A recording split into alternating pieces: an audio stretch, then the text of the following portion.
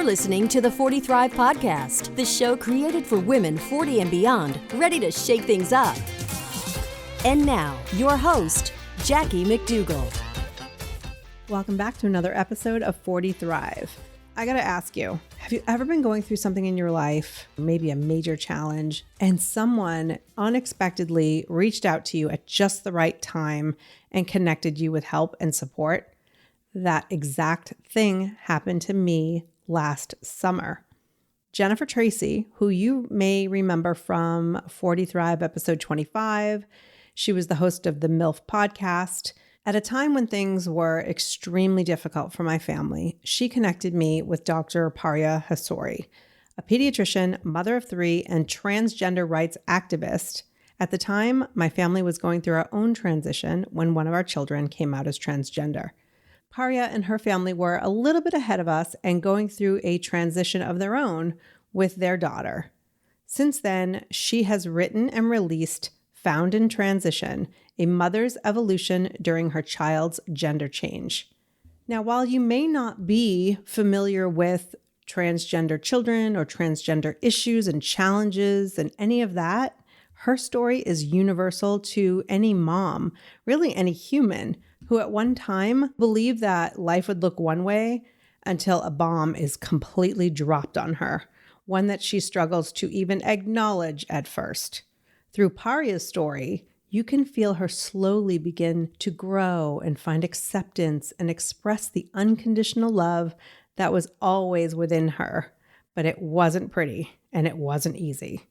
I told Paria in our conversation that I wanted to give her book to 3 different types of people. 1, those in a trans family like myself. 2, those who love someone in a trans family. And 3, and especially, those who feel a little closed-minded to the whole idea of even discussing it.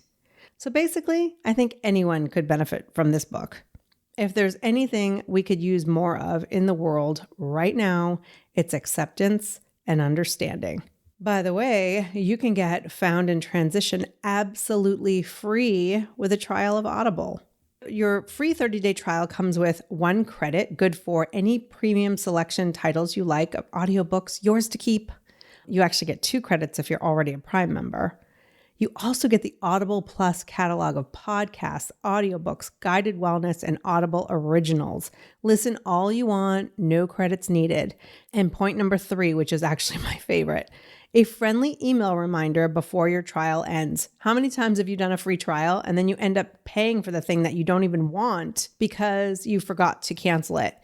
Audible will actually send you a little reminder and say, hey, would you like to continue on or do you want to cancel? So there's really no risk at all to give it a try. All you got to do is go to audibletrial.com/40thrive. audibletrial.com/40thrive. Okay, so here's something I learned in this episode. 80% of Americans claim they have never met or know a trans person. This is a great opportunity to find better understanding through the lens of 2 moms who really struggled with grief, guilt, and the need to find answers. We're both a little type A.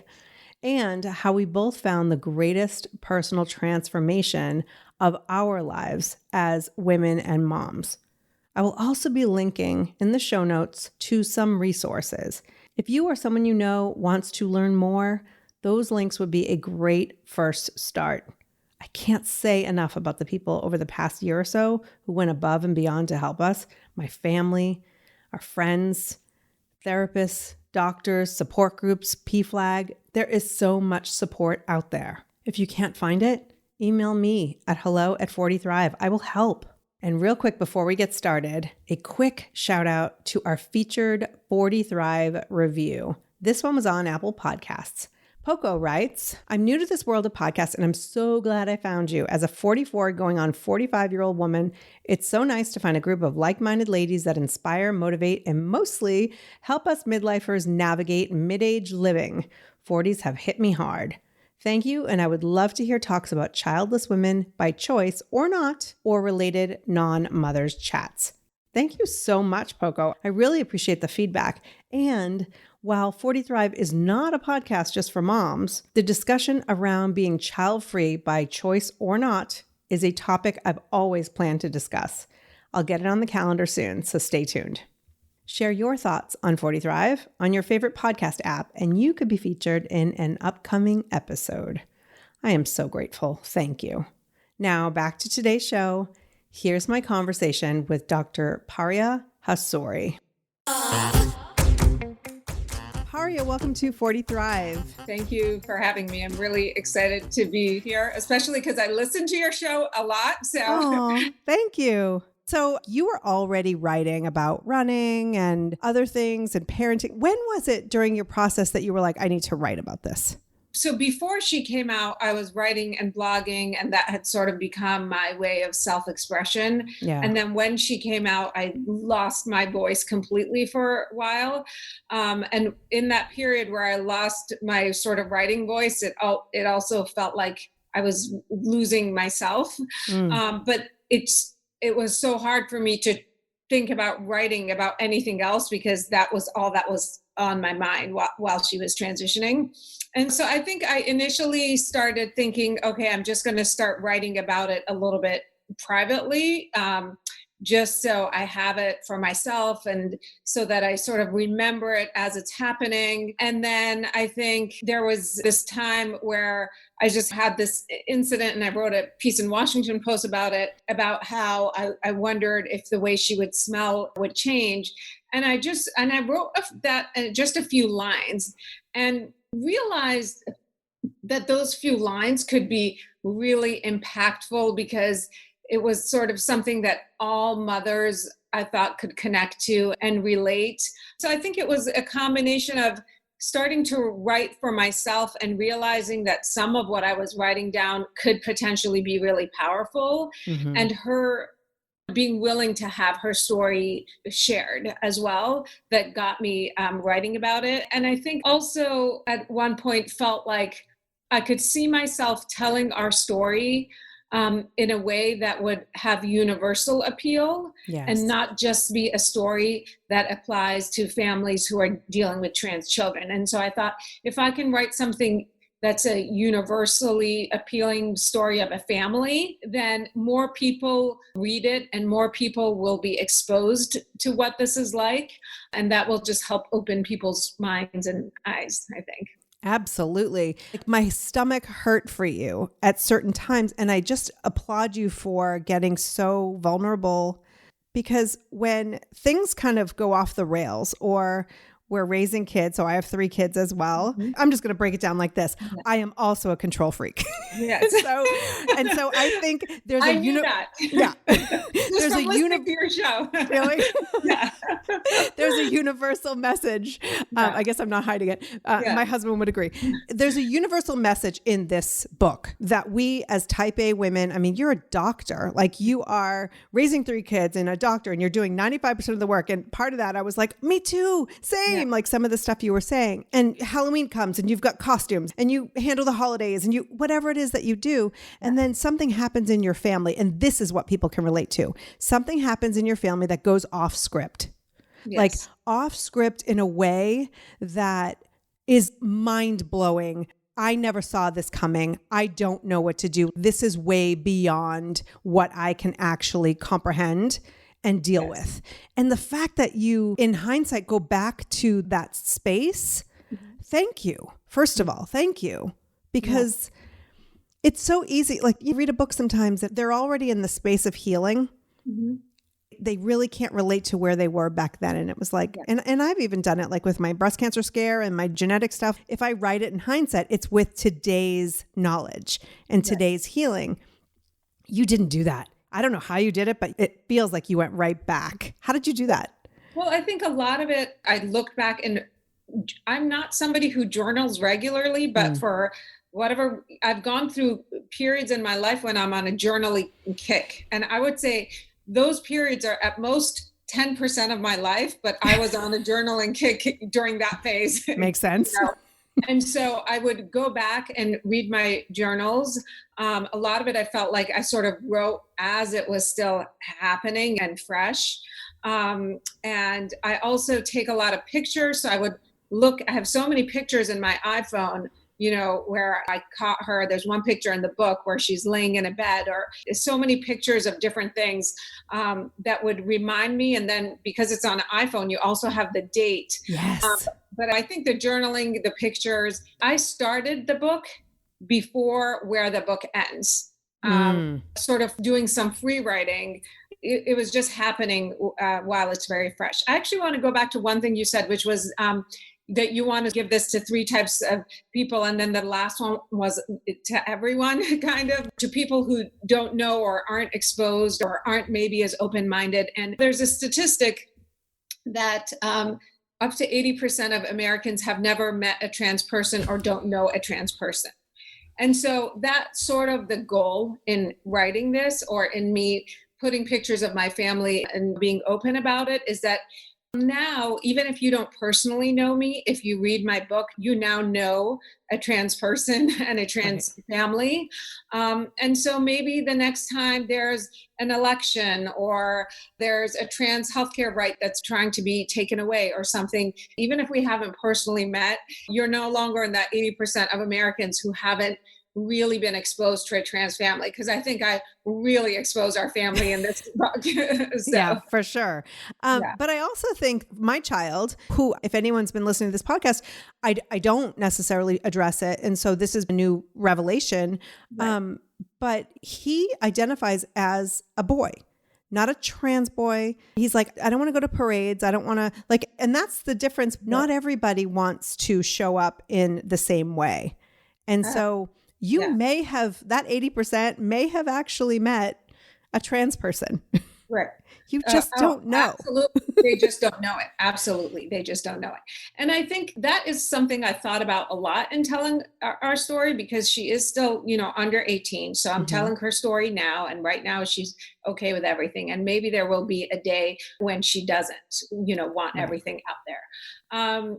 And it was something my husband and I thought about a lot. Even yesterday, actually, I was like, do you think one day I'm going to regret putting all of this out there? And he was like, I hate to burst your bubble, but this book is not going to last and be around forever. By the time she's 25 or, 30, nobody's going to remember your book. So thanks, honey. It was just like people move on from things. And so right now she's okay with this. And this was the right decision for us to make for our family. And she and I talk about, there are definitely days where I just want to be a girl. I don't want to be a trans girl. And there's days where she wants to be very out and advocating. And there's days where she just wants to do what every other girl, in high school is doing. Right. And I think even for myself, I think I'll probably have a phase in my life where I'm super active in the trans community. I'll always obviously be for trans rights and advocating, but I won't necessarily always be out and loud about it. Right. I think I'll go through phases and she'll go through, phases. She is almost 17 now. She can be totally living a different life in her 20s and 30s. And that my book won't hopefully necessarily always follow her. And I purposely left her, we have different last names. It's very easy to find out her last name, but I purposely left it out of the book just so if you Google her name, it wouldn't necessarily hopefully be tied back to me. Right. But she also writes poetry under her name, which has been published online. And in her bio, it says that she's a Iranian American transgender teen. So she's out there. And that's for her to be out there. And I'm hoping that when she's 25, like you were talking about, that the reason that the book may not be popular or relevant is because we're so far beyond where we are right now. Yeah, I hope so. That would be ideal. Yes. If one day this book is irrelevant, great. You know? Yeah. So I heard an interview with you before, and one of the things that I like about this is let's bring it back to that mom. Like the book is written, I'm listening to the audiobook, but it's written with your voice. It was all about your experience, which I really, I didn't know I needed it so much. But as far as your journey, one thing that stuck with me that I think we're alike is that you wanted answers. You wanted a definitive answer. I'm on chapter 10, as I told you before we started recording, so I still have a little while to go. But it felt like you were like, okay, I'll try this therapist and this one. Let's just go, like, someone's going to give me the answer so I can compartmentalize and move forward with the answers. And it is truly one of the only areas of my parenting life where nobody would tell me. Nobody gives you the answer. They just say, like, it's kind of like a wait and see. And it's like a going by the kid, which is completely against everything that we've been doing. Right.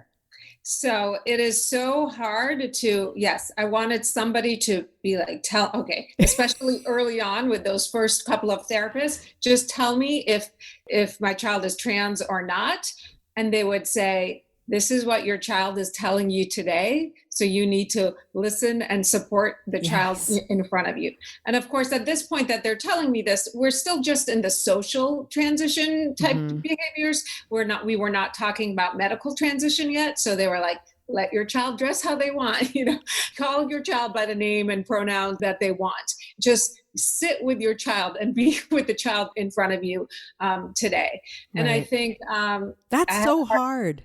Yeah, it's really hard. It's really hard because for me, I was a planner my whole life. I have a vision. This is what I want. This is who's going to be at my Thanksgiving table. I need to know what's happening. It's really, really hard to just let go of, to not know and to let go of the control. And at a certain point, I just had to give the decision making over to somebody else. So that it was like, okay, somebody else make the decisions. Like, you're the best in this field and you're the best in this field. And at the minimum, I can say I took you to the best people and I listened to what they told me to do because I don't know what to do anymore.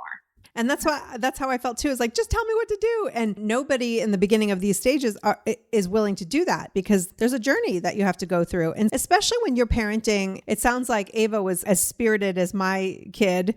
And when you're changing your mind of like what you want for dinner, or do you want the blue shirt or the red shirt? Oh, now I'm angry. We're having Christmas and I should have chosen the red shirt. Like, that's real parenting. Like, they're constantly changing their minds. They're constantly, contradicting themselves. And so when a child comes to you with something like this, there's history that says you're not really someone who's going to just make a choice and then stick with that choice.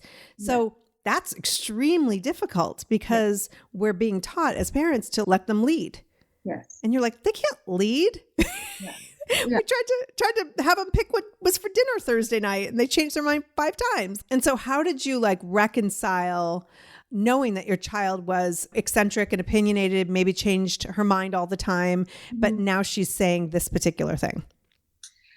Yeah, I think that was the hardest part for me, is because she'd have an interest in one thing and then she'd have an interest in another thing. So at a certain point, I just was like, now her interest is in being trans, and she's going to forget about this. And I'm involved with a lot of families with trans children now. And I think the more you spend time with other families who have trans children and hear their histories, this is a very common thing in trans children.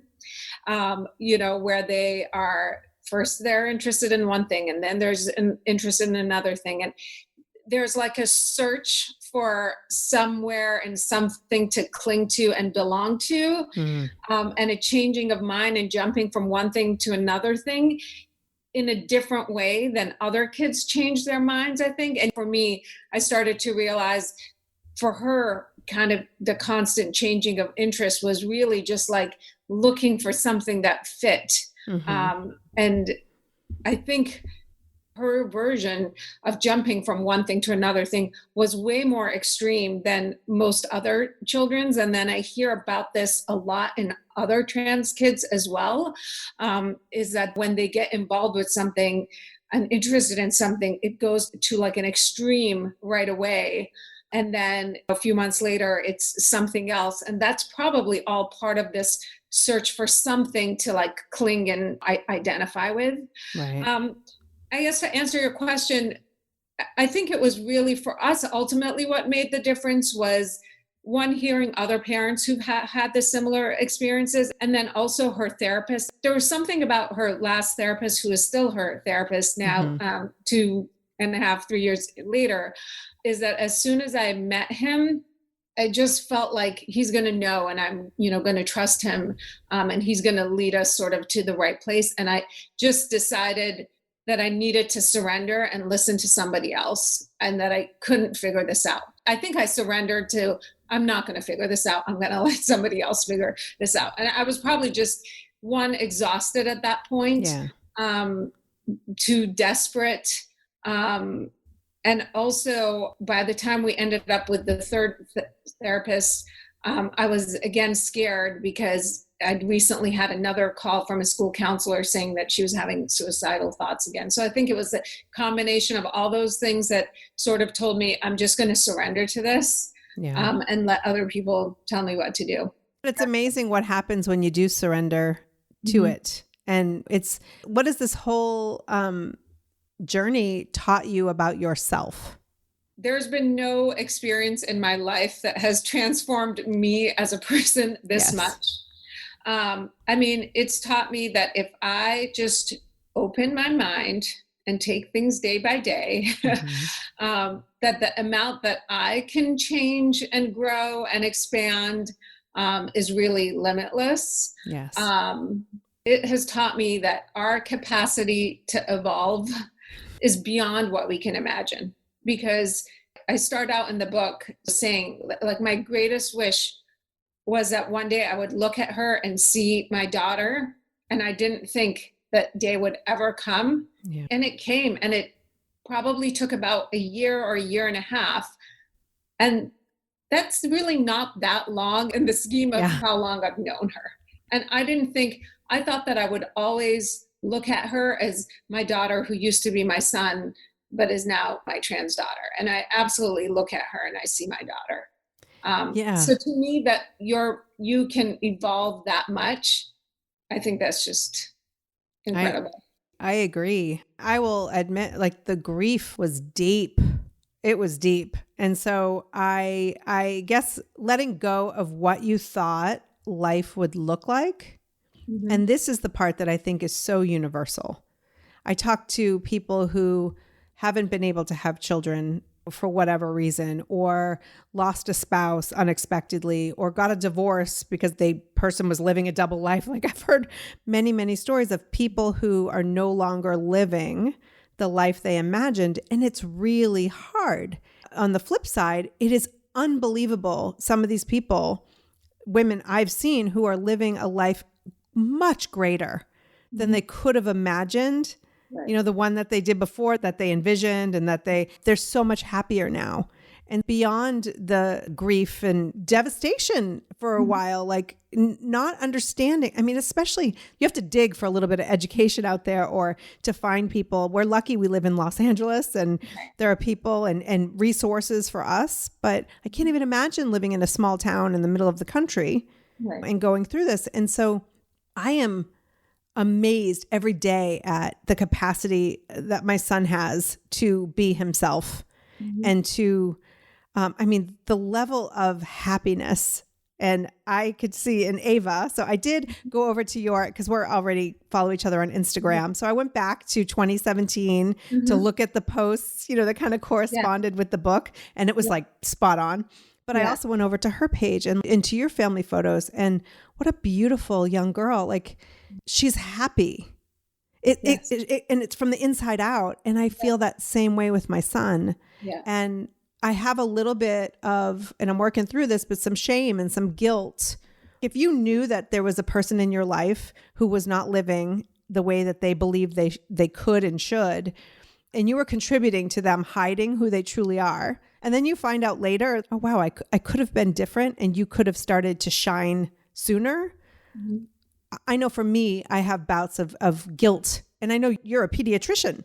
And so can you share a little bit about that, as far as, I'm sure you've seen trans kids in your office, or? Yeah, I have incredible guilt. I have incredible feelings of guilt about the fact that when she came to us, we didn't believe her right away, and we didn't listen to her. And it ended up in at least a 6 to 9 month delay in her care. And people might think, 6 to 9 months delay care, no big deal. But actually, for a trans child who's in puberty, 6 to 9 months is a very big deal because their body is going to either masculinize or feminize against what they want it to do. And that is not easy to undo and sometimes not undoable, Well, and also connected to depression and anxiety and all of that. The further you go. Yes, absolutely. Yeah. More depression, more anxiety, more suicidal, thoughts. Yeah. So there's all of that emotional stuff. And then if it's a kid who's in puberty, then there's also that their body is rapidly physically changing in the direction they don't want it to, while you're kind of waiting to, get on board here. So, so I feel incredible guilt about that. I mean, I think that was part of wanting to write this book was like, if I can help another parent listen to their child sooner and another child doesn't get delayed in getting the appropriate support, then I'm undoing some of the screw ups that I did with my own kid. I understand that. There's another kind of guilt that I have so many different kinds. I feel guilty if sometimes I miss the old child. I feel guilty that I enjoy current present day Ava more than I enjoyed Ava in all those years where I couldn't figure out what was going on with her. And then it's like, why do I feel guilty that I enjoy my currently thriving daughter more than her old version? There's a part of me that thinks like, am I forgetting who she used to be or what she used to be like? There's all kinds of emotions I have that I don't even know how to articulate. And one day I feel this way and one day I feel the other way. And I think these are things that we a lot of times don't really talk about as parents. But at the end of the day, it's also such a beautiful human experience to have and go through all these emotions. So I just try to embrace some of it to a degree when I can. And you're totally right. Like there are very likely people who will head down the same path or a similar path as you or I. And this book will help them feel less crazy and help them understand. And maybe some of the things that you write about doctors and therapists and saying to you during the journey, maybe will help them make a choice sooner and not put it off. But at the same time, I mean, this as a pediatrician and as a mom, you were doing the best you could given what you had. You also grew up in a traditional Iranian family. Do you feel like it came into play?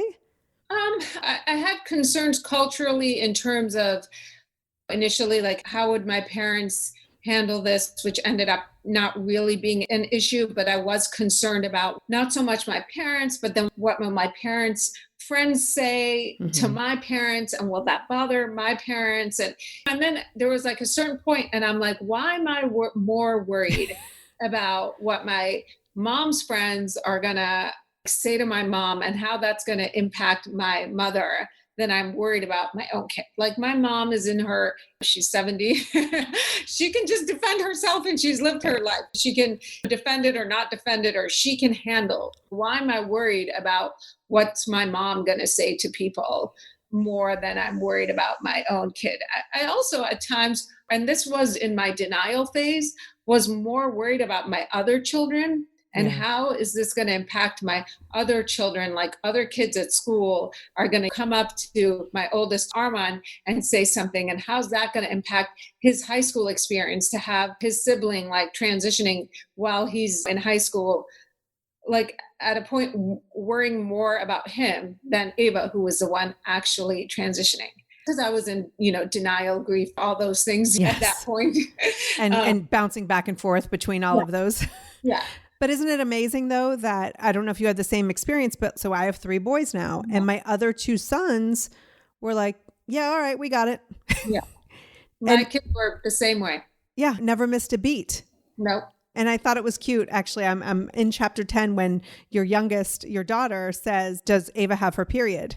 Yeah. Because she didn't have necessarily the wherewithal to think about, the body parts are still what she was born with. It's fascinating. But kids are, so resilient. There was a post on a local newspaper where I live, posted about the library they're working with the local PFLAG, and they have now stocked the library with some LGBTQ books.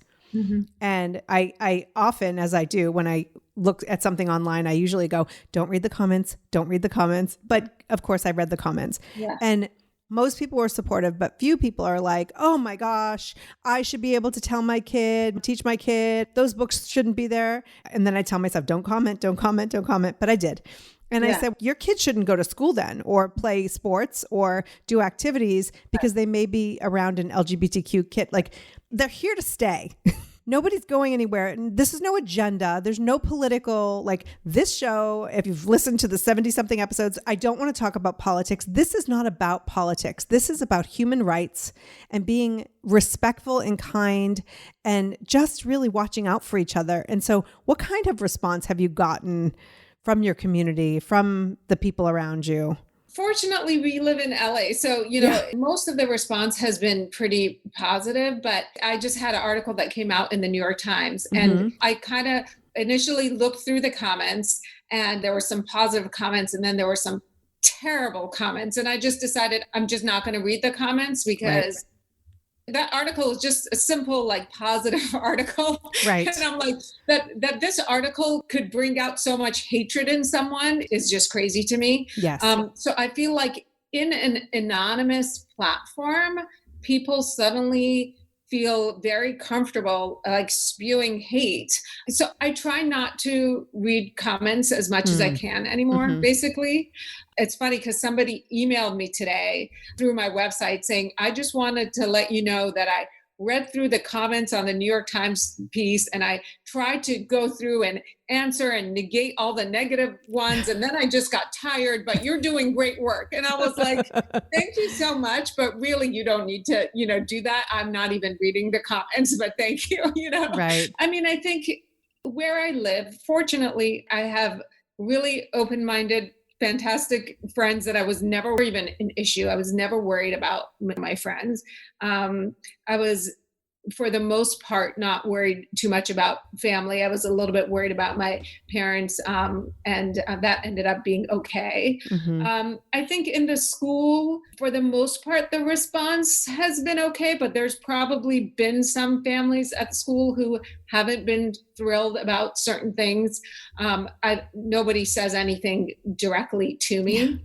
Because that would only make sense if they had if they have an issue to address it with me directly. But nobody's, and I would say the majority have been supportive, but there definitely has been some unsupportive people, but nobody has directly said anything to me or to Ava, as far as I know. If you don't want your children exposed to this, whatever this is, then homeschool them, put them in a different school. Or if you want to teach your kids about these things, then you teach your kids about these. You start talking to them when they're 3 and 4 and 5 years old and teach them. Yeah, because it's such an easy conversation if you start young. And this conversation, other conversations, I remember being at a relative's house and there were 2 guys who were living across the street and the kids were like, oh yeah, they're brothers. And I was like, no, they are not. And so I asked the relative, I was like, why do the kids think that they're brothers? Well, it's just too complicated. I'm like, it's not complicated. It's not complicated. Yeah. So let's talk for a second to the listener who's here and maybe is like, I just don't get it. I don't know how to support someone who wants to be supportive, someone who wants to be an ally, someone who wants to be supportive of the parents. What would you tell her?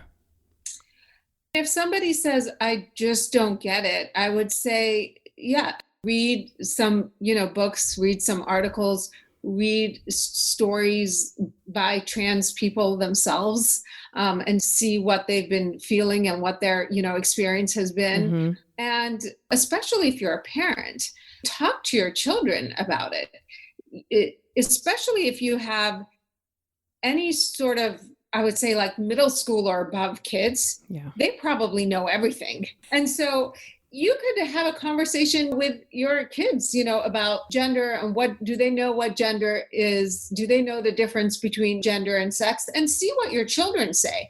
And you'd be surprised at how much they know. And once you realize how much your kids know, then you'll kind of realize that, maybe I need to educate, myself so I can actually have these conversations with my children. I think the best way to be supportive is to read something written by a trans person, actually not about me, but read the experience of some trans people and then take it from there. And I'll go a step further too, that if you're listening to this and you want some resources, number one is to read your book. Because I think if you are a grown woman and especially a mom, it's really powerful to know the journey. It's about who this child is as a human being and how to keep him safe in this world. Because the statistics of, and please correct me if I'm wrong, that 40% of transgender youth who are not supported at home attempt suicide. Yes, so their suicide risk is 3 times greater. But if they are supported, they have the same suicide risk as their cisgender peers. That's just 3 times greater. It's just astonishing, you know? Yeah. It was actually that statistic that made me get out of my own way and get over myself and just do the work, because it's already hard enough to be a teenager. It's a million times harder to be a trans teen. In the book, you wrote about don't be your child's first bully. Yes. It still makes me emotional. That was right when I was in my still like grief denial. And so it was a therapist and wasn't addressing it just to me. It was in a meeting, it was addressing it to a group. And literally my husband and I both froze, and we both immediately thought, were we her first bully? Because she had come to us and said, this is who I am. And we had said no. And then she had kept saying that. And just not that long before that meeting, she had asked if we would call her by her girl name. And we had said no. And it was like, oh my gosh, have we been her first bully? And it was just, I'll never forget that moment. Yeah. And it was a wake-up call that I really needed. And for you to share that in the book, it was just a reminder of why we are so passionate about helping him in the way that he needs help. Not in the way, and this goes back to in the beginning, as type A moms, I think in the past, at least I could speak for myself, like I would help people in the way that I thought they should be helped. It was all about how do I believe would be the appropriate response? And I've discovered through this experience that it's not about me and what I think is appropriate, but really listening and hearing. And it's changed the way I communicate with everybody. Yes. And it's in some ways the greatest gift. I'm still terrified as hell. We're approaching adulthood. You're a little bit further ahead. There's so much to be afraid of. Yeah. I appreciate that you wrote this book. I appreciate that you're talking to me, because I think the more trans parents have, access to things like this and just talking about it on a regular podcast, not something that's trans specific or anything like that, but also people who are not in these shoes who maybe will understand it a little bit better. We do have so much fear in us. That's part of the fear that like what we can't control. But I think we just got to stop parenting from fear. It's fear that stops us, fear for their safety, that stops us from letting them be who they really are. And so we just got to say, okay, I'm going to put aside fear. I'm going to pretend there's no fear, hate, anything in the outside world. I'm going to just look at my child and parent my child with love based on what they need today. Yeah. And that's great advice for any parent, because we're so focused on which colleges and which jobs and will you be safe and happy and healthy and successful, that most of those things are determined by what we do today, just little small steps every day. And it's so simple. It's not easy, but it's really simple. And let me ask you one last question. Do you feel like it's changed how you show up as a pediatrician? Definitely. It's made a big impact in that sort of puberty time. Even in terms of the way I ask questions, it has changed a little bit. It's also just changed the way I talk, period. For example, I have moms who are pregnant who come and interview me to be their pediatrician. And it used to be a pregnant mom walks into my office and, congratulations, do you know what you're having? And then if they tell me, oh, I'm due this time and I'm having a girl, then great, whatever. But if they don't say, like, I don't ask, do you know what you're having? Just that simple And so I really just even, outside of being a pediatrician, if it's my, niece's birthday, I really try hard to buy gender neutral toys, clothing. I'm not saying that if she asks me for a doll, if that's something girls play with, then I will buy it for her. And I just what do you want? And then if she wants, let's say, a puzzle, I don't look for the pink princess puzzle. I just get her a puzzle. Gosh, we impose so much gender on children in this country. You start realizing how much you do it and how out of control it's become. Yeah, and we do it from before they're even born. You're absolutely right. And then we wonder why it's so difficult for them to come out and to talk to us because we've been programming them since the beginning that you like pink and purple and unicorns and sparkly things and you like trucks and this. And so I've discovered too, outside of just the trans thing, but I have so many, and I think everybody does, but we all have gender bias. We have been programmed as children of the 70s. And so really just letting go of that, like you said, buying gender neutral thing, or maybe your niece wants a football, or just being open to the fact that we are programmed. And it's not even a question. We have all been programmed to have gender bias. Yes. Absolutely. 100%. Yeah. Yes. And so maybe just pay attention to it. Be a little bit more intentional and purposeful in how you talk and how you look at things. It's not about being politically correct. It's just about being evolved. Absolutely. Congratulations again on the book. I'm going to link to it in the show notes. Thank you so much. It was such a pleasure to talk to you. And thanks for sharing my story with your audience.